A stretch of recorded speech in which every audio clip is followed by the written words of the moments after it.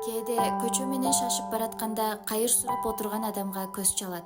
Бирок ошол көз алдыңда турган адамдын ичинде кандай бороон, кандай тагдыр жашынып жатканын элестеттиңизби? Анын жан дүйнөсүн билебизби, угуп көрөбүзбү?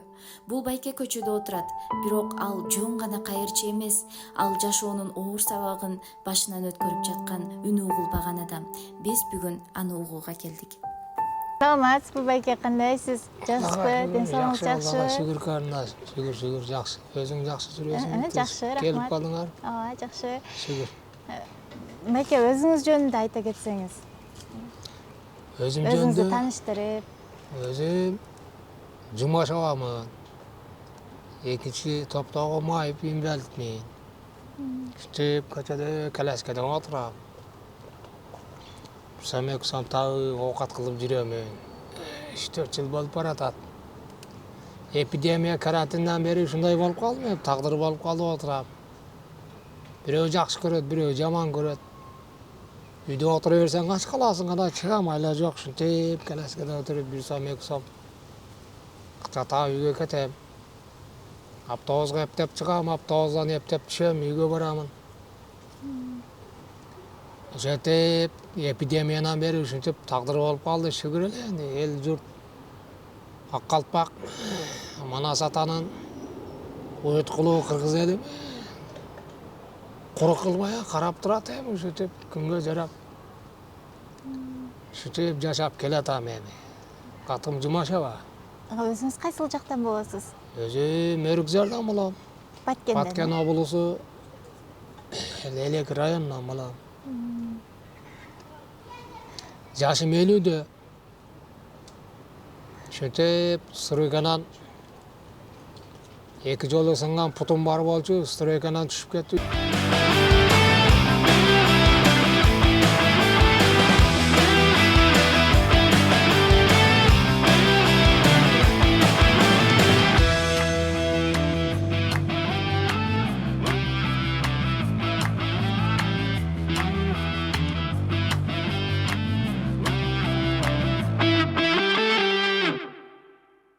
Үч жолу сындырдым, 3-үncү жолу бурак болуп калды. Ошентип экинчи группа майыпмын.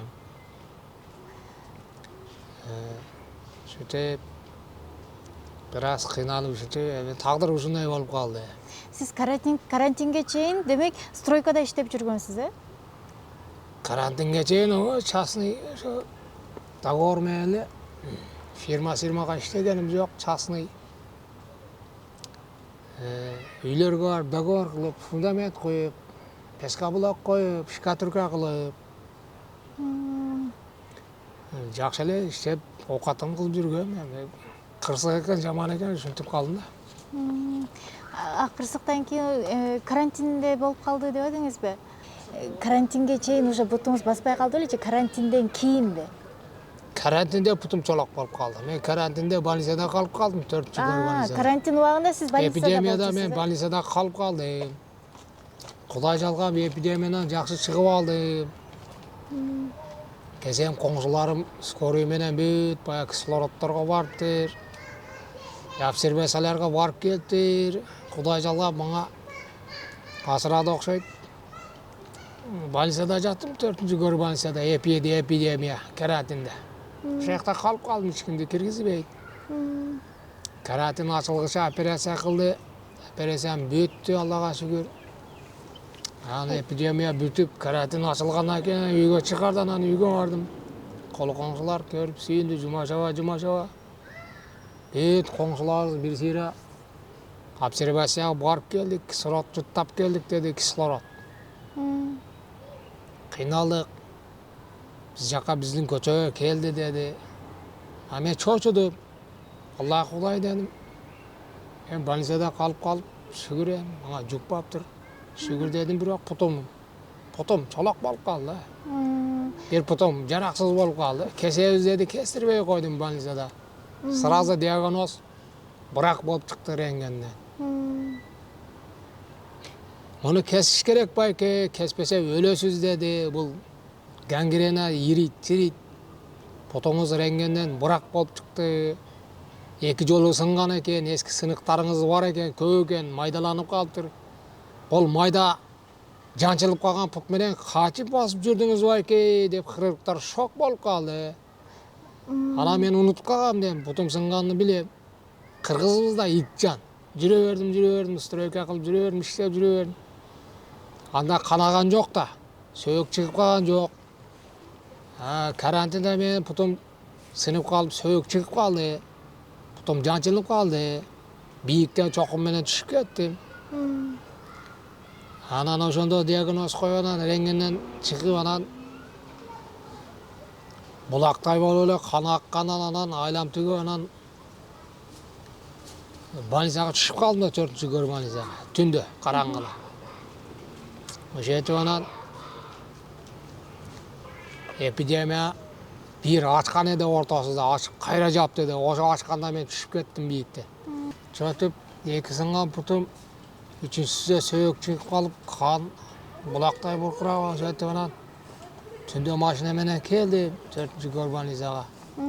Скорый иштеп аттыр, анан прием кылды. Ошентип анан эпидемияда больницада жаттым, эпидемия ачылды, карантин бүттү. Мени операция кылып, чукуп оңдоп, үйгө чыгарды. 6 айдан кийин келди, бастырды, кайра сынып калды. Аны дагы кайра операция кылды. Ошентип 2 операция кылып отуруп, септеп чыгарды. Ошо ойдон жүрөм эми. Жумушка кирбең байке, сиз жумушкага болбойт деди, сиз бырак болуп калган путуңуз деди. Сизди пенсияга чыгарабыз деди, документ жазып беребиз деди. Бирдеке көтөрбөң деди. Жумуш кыла албайсыз, эми тагдырыңыз ушундай болуп калды байке, ушуга энди моюн сунасыз деди. Канчага чыктыңыз? Мынчага чыктым дедим. Десем, эми ушундай болуп калыптыр тагдырыңыз байке деди. Мен айттым, макул энди, инишектер дедим, доктурлар дедим. Айла жок. Врачтар Үзүк пут менен чыктым. Азыр үзүк пут менен жашап жүрөм. Бир путум үзүк. Бир аз бассам баспай коет. Ооруй берет, отуруп, ошентип үйгө жетем. Эртең менен чыгып ошентип кайра келемин. Темир коюп болбойт экен, жамап болбойт экен, үзүк пут экен да, майдаланып жанчылып калган путту оңдойлу, кесебиз деди бул жерден. Санын ортосунан кесебиз, мен кестирбей койдум. эмнеге? Если врачтар айтып атса. Эми врачтар диагнозго кесиш керек экен, өлөсүз деди, мен үйгө барып өлөм дедим. Силерге доом, арыз муум жок дедим, өлсөм үйгө барып өлөм деп үйгө кеттим, чыгарып жиберди. Ошондон бери мына 5 жыл өттү. Өлөт экем деп жүрөм, өлгөнүм жок, тирикмин. Көчөдө ушинтип кайчылык кылып жүрөм. Сиздин туугандарыңыз каралашып, сиз менен мындай кабар алып турушабы? Туугандарым ошо карантинден кийин баары кыйналды. Бир сыйра келди, көрдү, кабар алды. Тең туш классташтарым келди, аяштарым келди. Даже больницага аяштарым, классташтарым барып көрдү, жоктоп. Шүгүр Аллага. Анан кийин намыс кылды. Баары карантинден чыкса, эпидемияда кыйналып, шок болуп, өздөрү араң отурса да эч кимге айтпай үйдө жата бердим ана. Ачымбы, токумбу. Кудай жалгап дүкөн бар, дүкөндөн карыз алып жей бердим. Пенсияга чуркап бакырышып жүрүп чыктым, 1000 сом пенсия берет. 1000 сомду алып келип дүкөнгө берем, карызга. Жетпей калат. Аны эстеп, 1 ай, 2 ай, 10 күн, 20 күндө уккан, билген таныштар, ини достор, агалар, тең туш курбулар, билгендер келип кабар алып турду. Ошолордун 500 сом, 1000 сом таштап кетет, ошолорду алып барып дүкөндө карызымды жаап жүрүп 1 жылды өткөздүм. Экинчи жылы чыгып жерге жатып алып жөрмөлөп, жаз келгенде помидор эктим. Анда үйүм бар болчу. Анан үйүмдү сатып жибердим. Депрессия, стрессте жатканда үйүмдү сатып жиберип, көчөдө калдым. Помидор эгип, ошо помидорду жеп жүрдүм. Ачмы токпу, Кудайга шүгүр кылып жашап жүрдүм. Эч кимге доомат кыла албайм, кыгым келбейт, бирөөгө доомат кыгым келбейт, андай Palit jigit emesmin, Allah'a şükür. Açımı, toqımı eптеп sabır kılıp gelip 5 yıl yaşadım ya. Бұл жағы қандай болады білмеймін. Семьяңыз жок, үйлөнө элексиз, Семья құралбай қалдым, кешігіп кеттім. Неден Ана оған үйленем, кечиктиңиз? ана үйленем де жүрдім. Демек құр намыс дегендей ақша таба албай жүре бердім. Той қыла албадым, тойға ақша істей албай жүре Россияға бара албадым. Елдің бары Европа, Россиядан барып жаштар, денсаулығы мықтылар, ақша тағап келіп. Үй жай мал құрап пұтқа тұрды, мен аға жарабадым, жете албадым. Границаны чыга албадым. Ошентип жүрүп иш кылып инвалид болуп калдым да. Демек сиз баспай калганыңызга 6 жыл болду, Быйыл 6 жыл болса керек, эсептеп көрүш керек да. 19-жылда чолок болдум, ошондон бери 5-6 жыл болуп калды деп ойлойм. Карантиндан бери мен карантинде чолок болдум да. Баягы туаса баспай калгандар эми баягы анчалык билинбей калат го. Анан сиз баягы басып жүрүп эле резко баспай калсаңыз мындай кыйын болсо керек. Депрессия, шок болот экен. Өлгүң келет экен. Үйдө жалгыз калып кетсең, тууган уруктарга чычып сийип үйгө барып, чакага чычып сийип жүрдүм 2 жыл. Кроватта жаттым, ашка жаттым, токко жаттым. Туугандарга эми жашымда эмне, дагы эле чал болуп калганым жок. Намыс кылып барбай жүрдүм. Чакага сийип чычып, өзүм эптеп төлөткө алып барып, чалышып мүдүрүлүп, жыгылып, жетип жашап жүрдүм. Анан не деп суроо бердиң эле, карындашым? Сиз баспай Шок болдум, депрессия болдум эми. Эч кимдин тагдыры маңдайга жазбасын жаман болот экен эми. Мындайлар эми көп жашоодо. Жашоодо эми көп да. Бул кырсык дейт. Эч кимге айтып келбейт. Эч ким билбейт. Маңдайыңа жазган болот экен. Мени бул маңдайыма жазылып туруп көрүп отурам. Азап тозогуну көрдүм. Чуркай албайсың, жерге барсаң келе албайсың. А точкага жетсең, бу точкага келе албай каласың, үйдөн чыксаң. Үйгө келишиң оор болот, ооруйт. Баса албай каласың. Эс алып, сүйлөнүп, кооранып отуруп үйгө келесиң. Ошондой тагдыр болуп калат. Азыр Бишкекте ким менен турасыз? Азыр Бишкекте бирөөдүн үйдө туруп атам, жалгыз турам. Квартирада акча бересиз да? Акча берем, бирөөдүн квартирасында турам. Канча төлөйсүз? 5000 квартира берем. Бир ай болду, жаңы эле көчүп бардым, квартира таппай, чолок адамды эчтерге батпай калат экен, инвалид адамды жактырбай калат экен, көчөдө түртүп өтүп кетет, автобуста шопурлар сөгүнөт, байке коляскаңды таштап чык дейт, коляскаң менен чыкпа дейт шопурлар. Эми инвалид адам тагдыры кичине оор болуп калат экен. Барган жерде отурсаң батпайсың, турсаң турбайсың.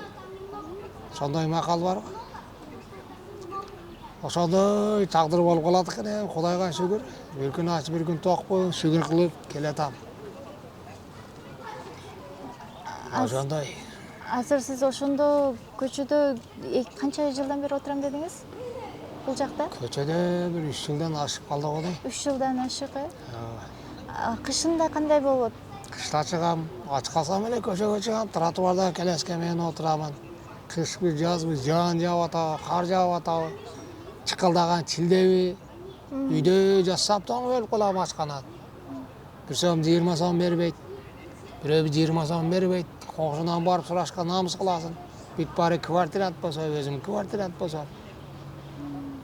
Өзү кандай жашап атат, 20 сом, 50 сом береби, аны асам кайра бере алам, бере албайм, анан ушинтип тротуарга көнүп алдым. Бир сом, 2 сом табамын. 1-2 нанымды таап барам, 1-2 лепешке, 3-4 лепешке, помидор алып барып. Жеп алып, Кудайга тоба кылып жашап келатам карындашым. Передачаңар эndi ушундайбы, кандай? Өзүңөр келипсиңер, мен сүйлөп берейин. Эли журт көрүп турса, туура кабыл алганы алсын. туура кабыл албаганы кандай түшүнүлөт билбейм. Эми тагдыр дейт муну. Кырсык маңдайга жазылган болсо ошондой эч кимге айтып келбейт экен. Кырсык каш кабактын ортосунда дегендей. Ушинтип кырсык болду. Чокум менен стройкадан түшүп кетип ушинтип тротуарда бир сом эки сом табып отурам, ошондой болуп калды эми тагдыр. Азыр такыр эле досторуңуз, тааныштарыңыз келбейт, мамилеңиз жок. Дос жар, классташ, той мареке дегендерден алыс болуп калат экенсиң. Барганга намыс кылып калат экенсиң. Мигрант болуп иштеп жүргөн сагынган классташ досторум анча-мынча ретки келип калса издеп таап келет, сураштырып, адресимди таап. Алар менен келип, бир күн, эки күн отурабыз, кобурашып. Келип, анча-мынча сурап кетет. Бирок 3-4-5 жылда бир келет алар, жумуш кылат да. Мигрант. Сыртта, Россияда, Европа, каяк жактарда иштейт да, мен кабарым жок. Ошондой бир-экөө бар эми. Көп болчу эми, байланышты үзүп, байланыша албай калдым, связь жоголду. Ушинтип өзүм менен өзүм болуп калдым эми. Акыркы жылы ушундай болуп калды, оор болуп калды. Быйыл кышта кыйналып чыктым. Кыш мен үчүн оор болду. Жаз дагы оор болуп келатат. Жакында медосмотрдан өтөмүн. Дем алыш кичине кыйын болуп баратат. Зирене кетип калды. Бир жагы үзүк бут. Бир баскысы келсе басат, бир баскысы келсе баспай коет. Ошентип жашап келатам эми, шүгүр эле.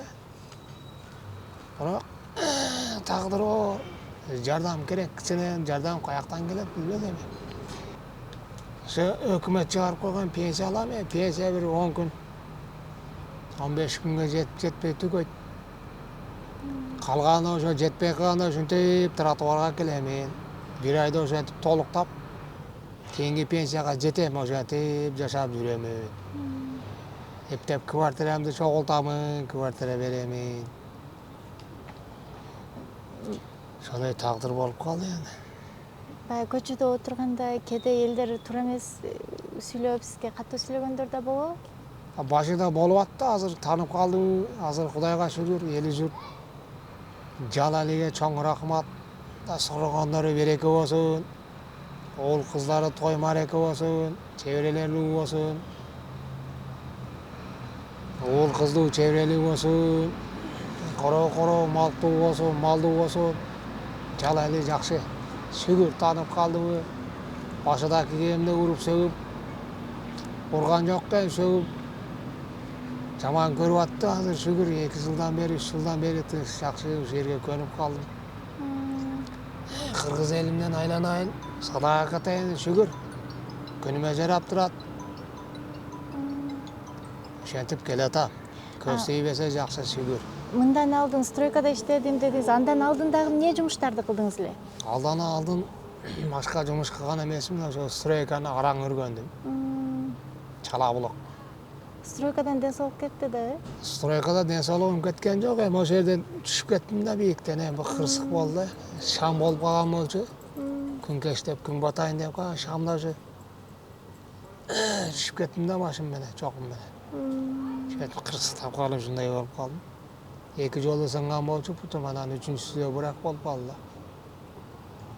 Сынган путум кайра 3 жолу сынды да. Ошондой болуп калды эми карындашым, ошондой жашоо. Азыр элдерге эмне деп кайрылмак элеңиз? Эми элдерге эмне дейм эми? Окататын оğul кыздары бар, ага инилер бар, эжелер бар, карындаштары бар.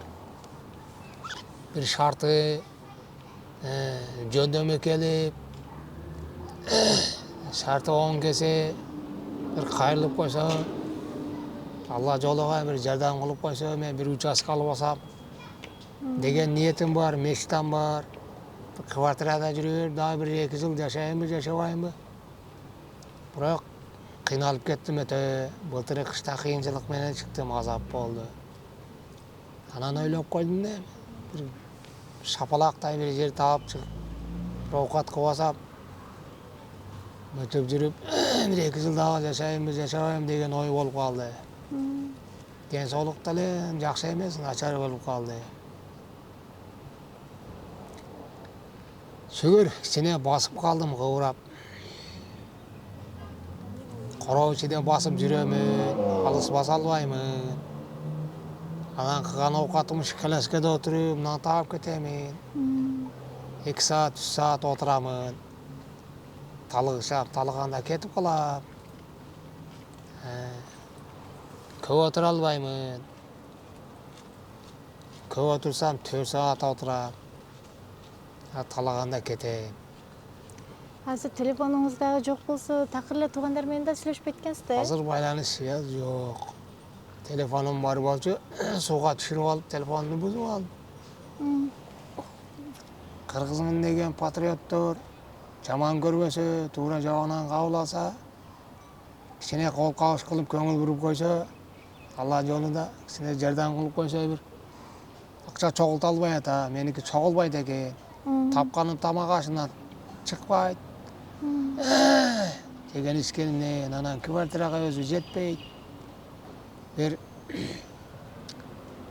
окуп жакыган, илимдүү, тарбия көргөн бир жаштар болсо, кичине көңүл буруп койсо, жардам кылып койсо, бир участок алып алсам жери. 25? Үй эмес, бир участок ала албай атпайм, бүт баары кымбат болуп кетти. Тургузуп алсам ошол жерде өмүр сүрөт эдем деп, акыркы мешит тамашалай болуп калды. 6 санын аманда шамал күйүн өрттөй жүрөт экенсиң, байкалбайт экен. Эмне дегим келет, ак калпагым шашкалактабагыла, этият болуп, шашпай, акырын жай, мага окшоп кырсык, бөйдө кырсык алыс жүрсүм, бир бата кылам. Ар бир мүчө керек экен, бир мүчөң болбосо кыйын экен жашоодо, кыйналат экенсиң. Убал болуп калат экенсиң, тагдырың убал болот экен. Бирөөгө жүк салып калат экенсиң, ошого бирөөм жүрүп, бирөөгө жүгүмдү салбайын деп, өзүм ушинтип, жалгыз бой тепсептеп, нанымды табып, көчөдө ушинтип, андай пакет коюп коюп, нанымды таап, оокат кылып жүргөн тагдырым. Бирөөгө мындай тагдырды каалагым келбейт, эч кимге. Сак болгула, этият болгула, алтындай ден соолугуңарды этият кылып, баарыңа, бүт баарыңарга өмүр каалайм, улуу муунга, чоң эне, чоң апаларга, эже жеңе, жезделерге, байке, ага инилерге, карындаштарга аман болгула, алтындай башыңар аман болсун, көз тийбесин. Мендей болуп, эч кимге тагдырды каалабайм. Ошол менен каалабым эми. Бул бир мүмкүнчүлүгү бар, шарты бар.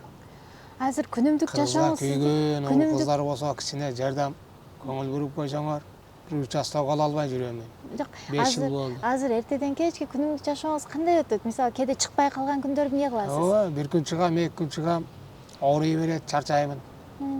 Кыйналам, 2-3 күн дагы эс аламын. 2-3 күн, 4 күн эс алып, алып барган 500 сом, 1000 сомумду окатынан кыламын, тамак аш кыламын. Анан акчам түгөнгөндө кайра чыгамын, ушинтип отурамын, ошентип көндүм мен, айла жок, эмне кылам? Ошентип көндүм да. Ошентип оокат кылып жүрөмүн. Тууган уруктарды издеп, жаман көнүп, баргым келбейт.